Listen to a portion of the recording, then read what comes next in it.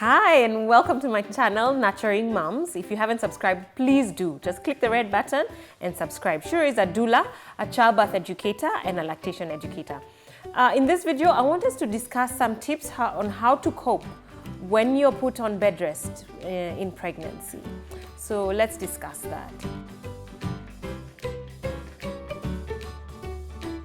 Sometimes you may be put on bed rest, sometimes either partial or complete bed rest. And complete bed rest is you're in bed the whole day with only breaks for maybe going to the bathroom, having a shower, and going back to bed. So what are some of the reasons why you may be put on complete bed rest? One of them is you've probably had a history of miscarriage. So your doctor prefers to just ensure that there's minimal physical activities or movement where you're told you've got to be lying down for the entire period, hopefully not the entire period. Sometimes it's half the entire period of your pregnancy. Another reason why you may be put on complete bed rest is if you have your cervix is maybe shortening or is starting to open, and then the doctor says, oh my goodness, you need to be lying down constantly, and sometimes may even put a stitch to ensure that the cervix remains closed. One other reason could be that you have a history of stillbirth or have a history of premature labor. So you start your labor early before your baby is ready to be born, maybe 20 weeks or below, and the doctor now says for the other consecutive pregnancies, you've got to be on complete bed rest. There are some women who are on complete bed rest for all their pregnancies. They have 3 babies, and for all 3, for them to be able to maintain their pregnancy until fully developed or full term, they're on complete bed rest. Another reason could be that you are experiencing high blood pressure. Your doctor has tried to control your high blood pressure with medications, but it's up, keep oscillating up and down.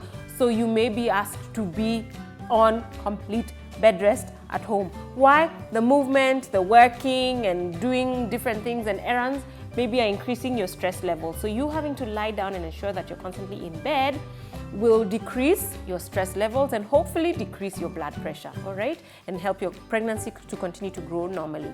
Another reason could be there's something wrong with your placenta. Either you have a very low-lying placenta, which we call placenta previa, so a little bit of movement, being upright and going about your normal activities during the day sometimes does cause bleeding or lots of pressure and you start to get cramps.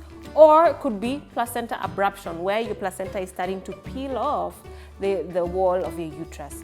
Or could be that the fluid, your amniotic fluid, is decreasing and your doctor is fearing that you might be going into labor. So you're asked to stop your normal activities and you're put on bed rest. Those are some of the many reasons why you'd be put on complete bed rest. I think the first thing you need to do before you start to cope is accept that diagnosis. Accept that because of these and this and that, your doctor has advised you to be on bed rest because it's the best thing that will help your pregnancy continue to grow until your baby is full term. So once you have accepted and you know now you will be in bed for long periods of time, what can you do? One of the things is journaling. Now, when it comes to journaling, I want to put in a bit of a twist in it.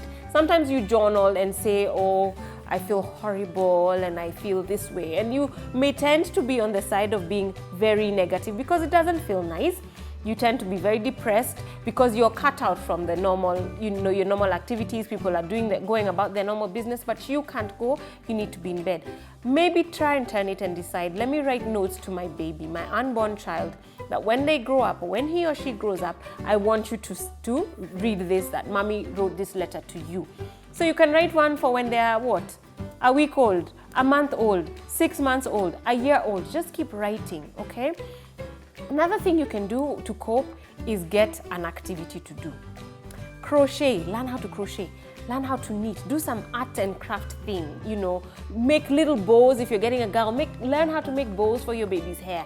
Learn how to knit a blanket for your baby. That helps to pass the time. Or decide to do a course. Personal development, okay?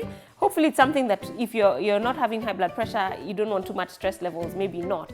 But you can learn a skill. Go online, there's so many free courses online that you can learn something. Another thing you can do is have some form of routine. So you wake up and remember, you're in your bed, isn't it? Or around your bed. You can wake up, then you know from this time to this time, maybe I pray. From this time to this time, I do my crocheting. From this time to this time, I do my personal development, something, I learn something, I read a book, listen to an audio, maybe watch a show that you like to watch. And then after that, from this time to this time, this is what I do. That being in some form of routine and scheduling your day helps the day pass by quicker, okay? Then another thing you can do, instead of just laying in bed, you tend to get really stiff, your muscles become stiff and sore, stretch. Learn how to do different exercises while you're still in bed, just to make your body feel a little bit less tense and your muscles feel softer and there's fluid in them and things like that. Have a little box by your bedside that has everything that you might need in terms of water, in terms of maybe you need to paint your nails, have your nail polish there, things like that helps you pass your time. Have your clippers, have your hair brushes, things that will not need for you to keep calling out and saying, hey, please come and get this for me. It's there for you, because sometimes you may tend to feel like you're bothering people. So have this box that has everything that you need, your essentials, and maybe a few snacks inside there. I have never been on complete bed rest, but I have supported moms who have been on complete bed rest in their pregnancy. It's not always a very fun experience, but trying to think about it positively, saying you have been allowed this much rest before your baby comes. So take advantage of it, look at it positively, accept that diagnosis, and at least know this is the only thing I need to do to ensure that my baby continues to grow inside me well and that they are fully developed and ready to come when they are full term. So these are some of the tips that you can use that I've shared when you are diagnosed and told that you have to be on complete or partial bed rest throughout or during your pregnancy. Those are some of the tips. Shira is here to support you, educate you, and empower you. Please, of course, share this information with other moms. Thank you so much for watching Nurturing Moms.